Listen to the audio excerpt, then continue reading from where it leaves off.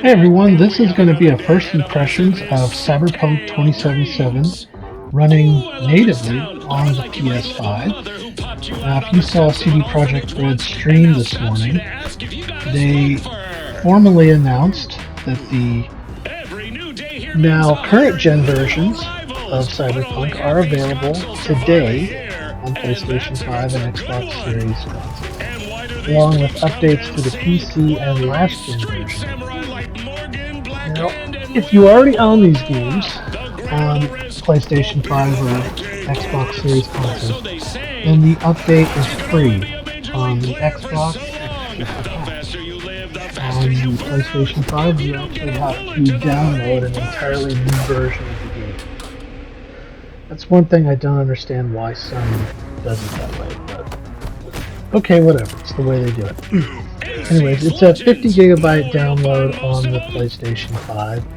About half, a little less than half the size of the game on last gen. So I guess it's Sony's compression technology at play here again.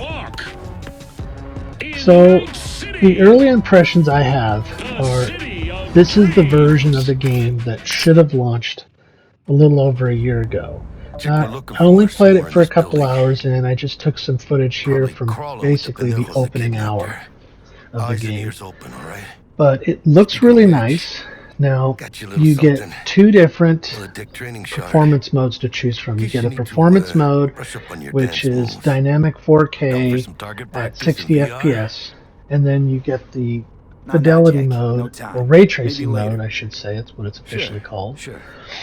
Which features local shadows and reflections, dynamic 4K at 30 FPS. So take your pick. Now what you're seeing here is mostly the ray tracing mode. I do switch later on in the video over to the performance mode briefly just to check it out. They both seem really solid, even just based off the brief playtime I've given. And impressions I'm hearing online is they're basically nearly perfect. So yeah, solid impressions. Still notice some graphical glitches here and there, but it's much closer. It can now sit alongside the PC version. Now make no mistake, the PC version is still the definitive way if you want to play this. And I hear the PC version also received the new local ray trace shadows, which are new to this version. Bug, you could at least try to be nice. But yeah, it's this is the version of the game that should have been launched a year ago, as I said earlier. And it also kind of goes along with something that Jason Schreier over at Bloomberg said in his article following the disastrous launch of the game, that internally, the team was saying that it would take them to at least 2022 to get the game up to where they want it to be. And here we are in 2022, and the game is so far giving off a good impression. Like I said, it's solid, and of course it's a free update, so can't complain there. I only purchased the PlayStation version because it was on sale for $10. And it's been really terrible because previously if you played this game on the PlayStation 5, you'd be running the PlayStation 4 version of the game with the PS4 Pro settings. So it's just massively downgraded. But here, it looks great, and it can sit alongside the PC version. Not much to really say. Me personally, I always felt Cyberpunk was a good game, just marred by unfortunate bugs and a rushed development schedule.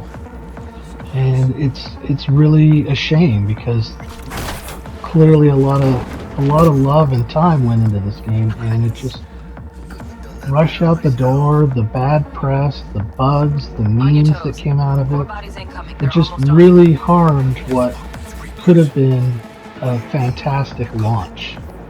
But it's nice to see that the game is finally in a state where it should have been.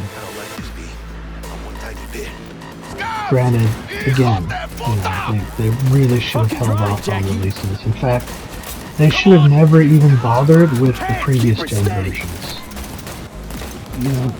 It's clear that the technical ambition of those games just simply was too much for what the PS4 and the Xbox One were capable of handling. The CPUs, it comes down to, if you don't know much about it, but basically the CPUs in the PlayStation 4 and the Xbox One just struggle with this game massively.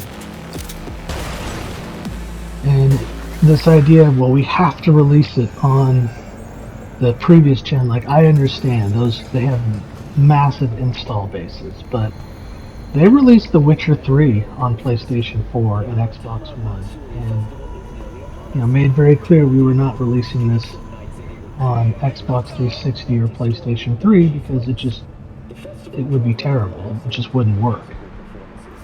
So that logic I don't know, it just did not make sense to me then, and it still doesn't make sense to me now. I don't know how they are on PlayStation 4 or Xbox One. I've read a little bit that there's still frame rate issues, and I imagine there always will be. The only thing they could really do is just continue to strip out more and more of that if they want to get anything close to resembling perfect 30.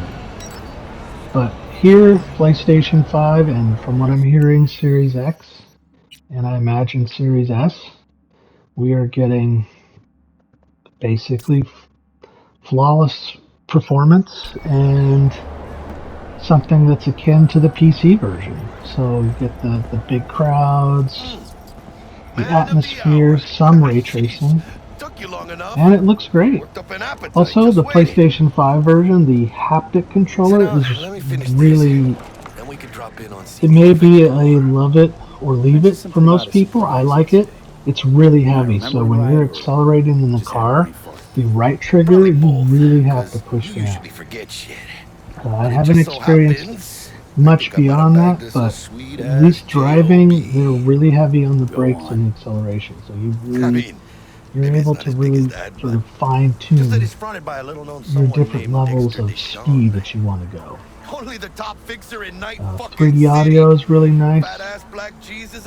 Yeah, not much to say. If you didn't like this game at launch, you're probably not going to care for it now.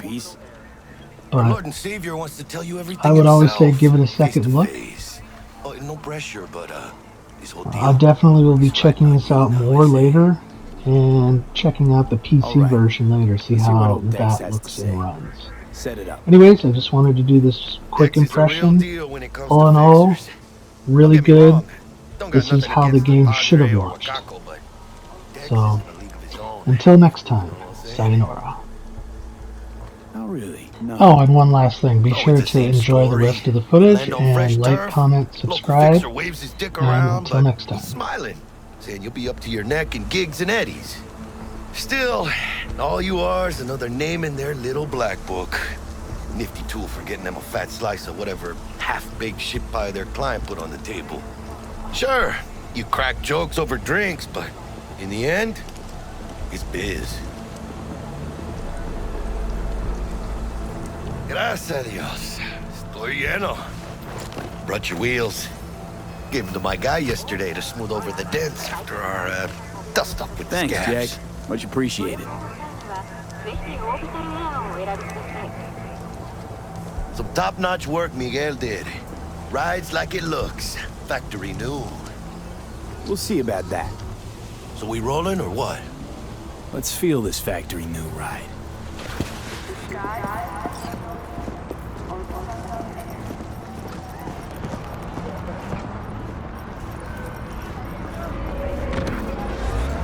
First stop. Ripper Duck and Holmes. Easy on the gas, huh? I just ate. I was supposed to stop by Vic's anyhow.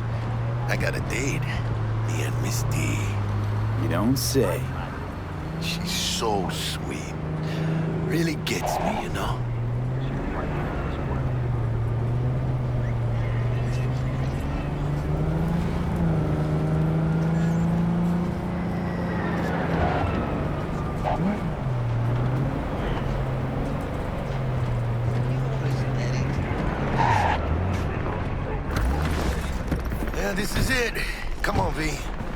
Find me once Vic's done dusting your circuits. We'll hash out what Dex has cooked up for us.